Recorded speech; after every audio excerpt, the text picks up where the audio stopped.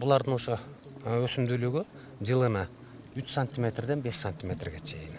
Бир көчөттү жылдар бою баладай бапесте өстүргөн токойчулардын түйшүгү да оңой эмес. Каракулжа токой чарбасынын жийде питомнигинде ийне жалбырактуу жана мөмөлүү көчөттөрдүн 25тен ашуун түрү бар. Асты 10 жылдан ашык убакыттан бери өстүрүлүп жатса, арты быйыл гана эгилген. Бул негизги максатыбыз элдин көчөткө болгон муктаждыгын камсыздандыруу. Азыр өзүңүздөр билесиздер, базар экономикасында элдер мурункудай башка жактан сатып албай, токой чарбасына элге бүтөндүктөрүнөн гарантиясы менен өсө турган көчөттөрдү алып атышат да. Элдер уже кыйла үйрөнүп калышты бугачы. Мына өзүңүздөр көрүп турасыздар, бизде көбүнчө азыр элдин суроо талабына байланыштуу ийне жалбырактуу көчөттөргө көбүрөөк басым жасатабыз.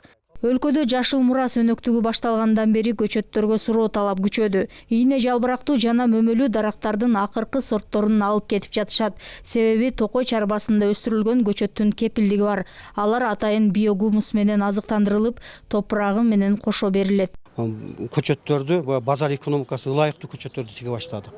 Ошону көргөнүңүздөр, бул келечекте биз 1-2 жылдан кийин питомниктерди өстүрүп алсак, келечекте быйылкы 1,5 миллион көчөт саттык, 3 жылдан кийин 4 миллион 5 миллион көчөткө сатабыз деген максаттарыбыз бар. Ошон үчүн бүгүн биз жашыл мура көрктөндү жашылдарды боюнча районду толук биз камсыздайбыз. Ондан тышкары Өзгөн району, Ош областы боюнча кээде ушу түндүк областтарга, райондорго атайын алып атат.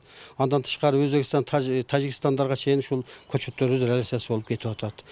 Бир убактарда токойчунун кадыры жок болсо, азыр алар үчүн сонун шарттар түзүлдү. Айлык маянасы 3 эсе көтөрүлүп, иштөө үчүн мындай керектүү техникалар менен толук камсыз болгон. Тоонун башында да бүт шарты бар заманбап үйлөр салынып берилди. Ошо мына быйыл ошо бүттү бардыгы, бизге уже өткөзүп берди.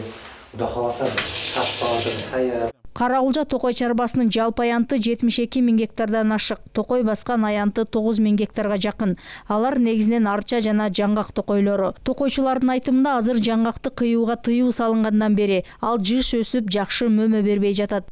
Бардыгы жыш болуп, жаңгак токой басып кетип туруп, жаңгагыбыз терек болуп кетип атат да.